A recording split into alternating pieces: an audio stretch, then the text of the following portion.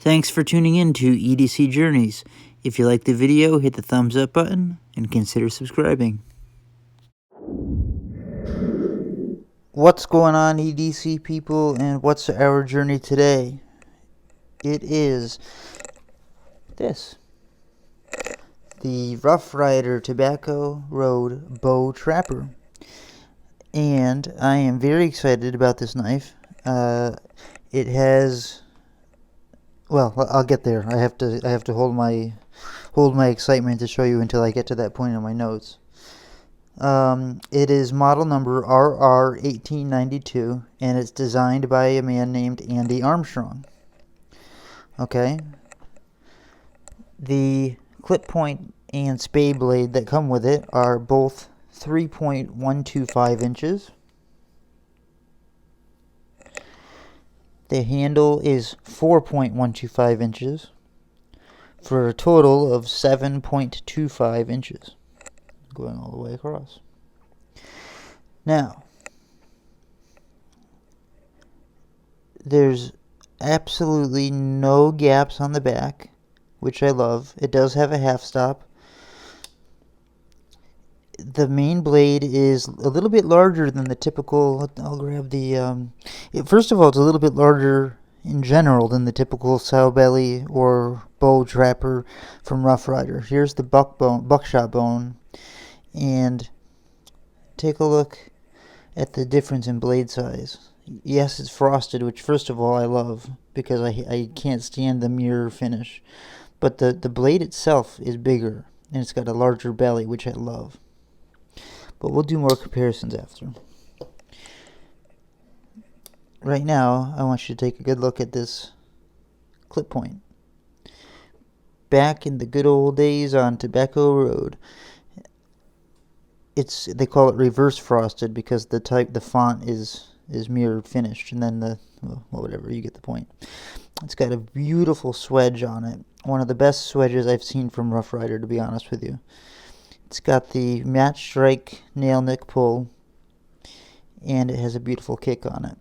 Take a look at that tobacco bone. I mean, I think it matches beautifully. The pins are nickel silver. These pins are nickel. The construction pins are nickel silver, and the bolsters are nickel silver, pinched, as they say.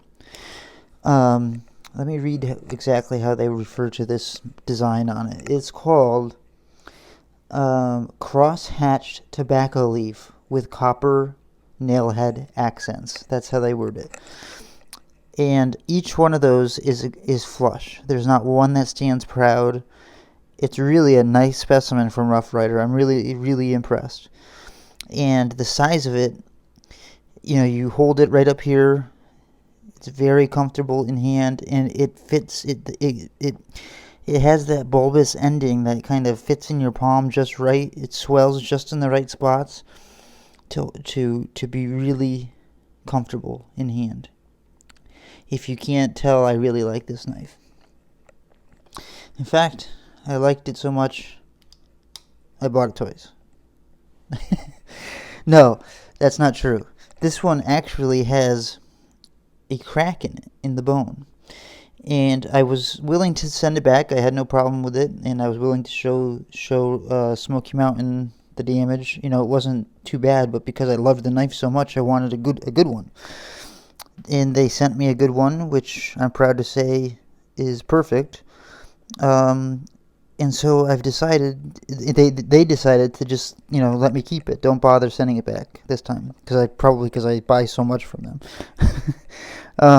But take a look at, let me close these blades first. Let's take a look at the differences between the two in color on the bone. And I'm happy to say that the same thing applies to, wait, now I have to remember which one's which. Okay. This one is the newest one without the crack in the bone. If I had to say, you can see the crack there. These copper nail heads stand a little tiny bit prouder, but it's all of them. You wouldn't notice. You wouldn't complain a bit about it. You would think it's meant to be that way. But this one, they're a little bit more subdued and flush to the bone. On this bone, on the presentation side, at least that's what I'll call it, you can see that there's just more spotting, whereas this is a little bit more creamy, I guess you'd call it. On the reverse side,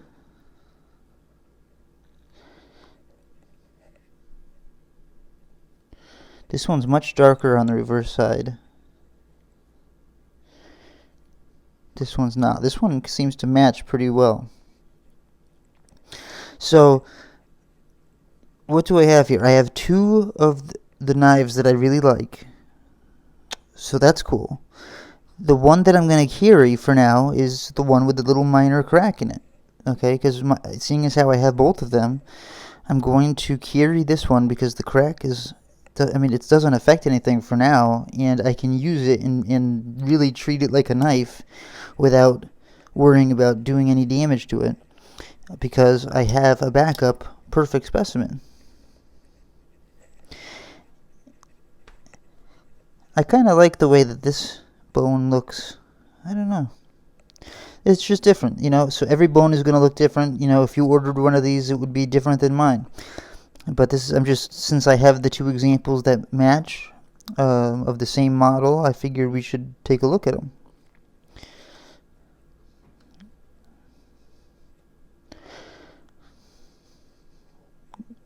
Can you see how these pins are just, you can almost see that they are standing a little higher, these ones. But I'll show you. There we go.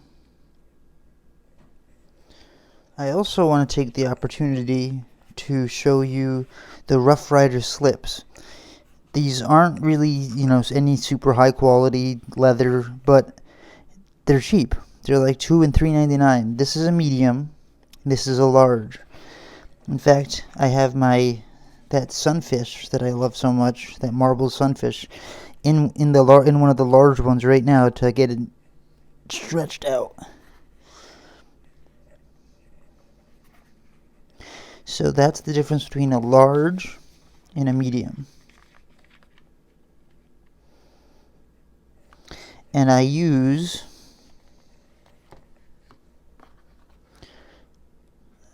keep forgetting which one's which now.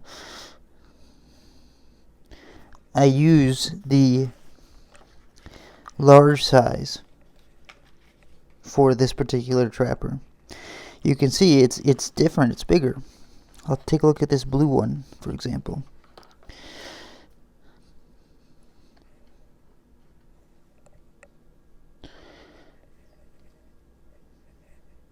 I'll zoom in on it.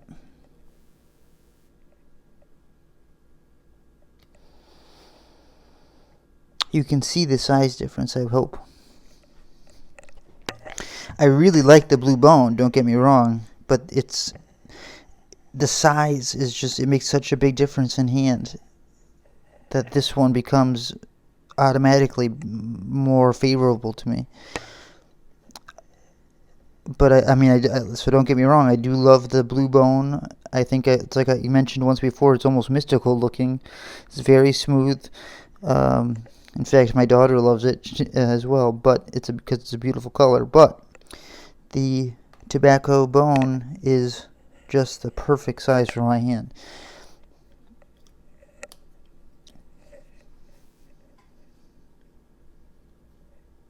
So here's the clip point blade. Look at that grind on it. It's nearly perfect, actually. Which again, from trying to get the focus to cooperate with me here. No, it's a little wonky there, okay? Right, you can see right there. But, you know, what do you expect for this price, really? It's 440 steel.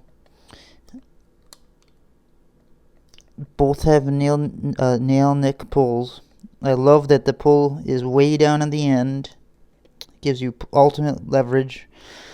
I wish this knife or the spade blade was frosted as well, but hey, it is what it is. So let's hear the walk and talk. I'll try to hold it up to my microphone.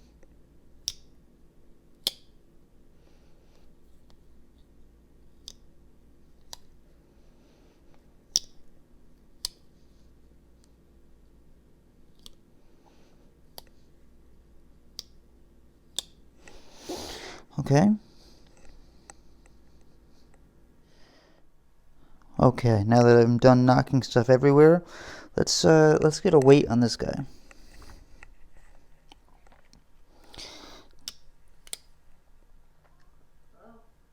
It is in grams 125.9, so let's just say 126, and in ounces 4.44.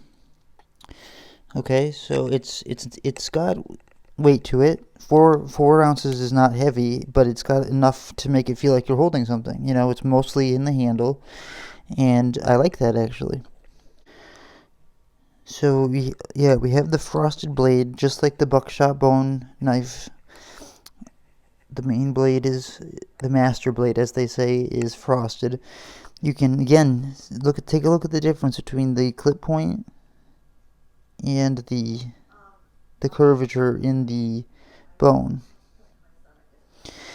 The tobacco bone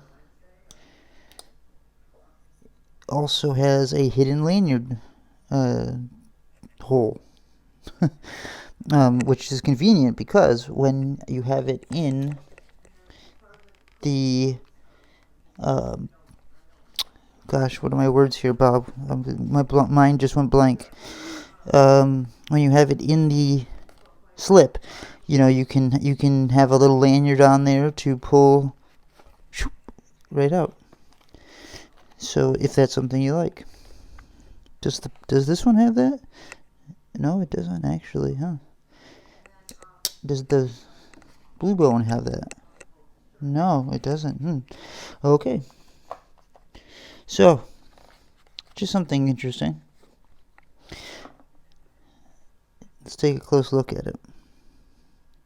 Look at this. I love the nickel silver. It looks really great with the tobacco bone. This is the cracked one. Okay. So I grabbed the wrong one. Let's look at the better one. There's no transitions on either of the knives. There's no transitions between the bolsters and the bone. The pins. This one here, this pin stands slightly proud on this side, but just slightly. Nothing I would complain about, really. But I'm just telling you. On this knife, it's flush. Yeah, they're all flush. Interesting. So, I do still have this perfect specimen one I'm going to put aside and keep perfect while I use this one. But let me show you some comparisons just so you can get an idea of size. I kind of already did the buck bone, didn't I? The buckshot bone. Let me move it down a little closer so that you get a better shot of it. Okay. You see the difference there? This is the Rough Ryder Backwoods Bushcraft Barlow, which looks tiny compared to that.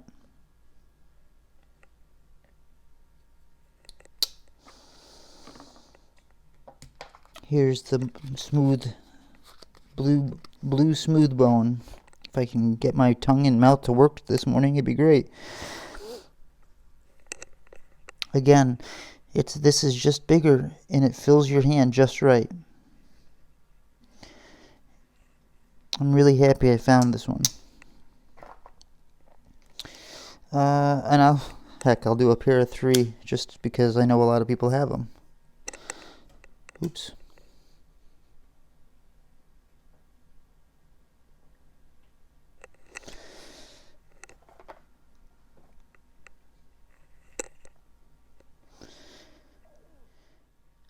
Okay, I took a moment to clean up my mess, and once again I'll go back to showing you up close like I was. This is the, you have a kick there just in case. So even if it were to close, and it does have that half stop, and at the half stop the spring is flush, just so you know. That nice frosted blade, what were we looking at? Oh yes. 440 steel, typical of Rough Ryder, doesn't bother me at all. Are they straight? Nearly. Not perfect, but they don't touch the sides on either of the two specimens. And here's the spade blade.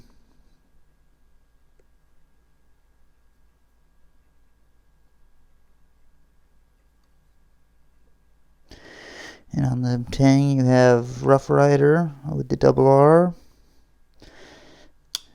And let's see if it says anything on the same thing, Rough Ryder, double R. So, what do you guys think of the Tobacco Road bow trapper? I think it's a hit. I love it.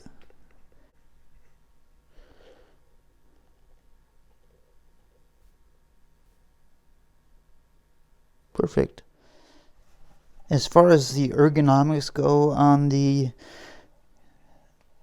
knife, I find this to be one of the most comfortable Rough Riders I've gotten so far. If you couldn't tell from my enthusiasm throughout the video, I think that the girth of it, which is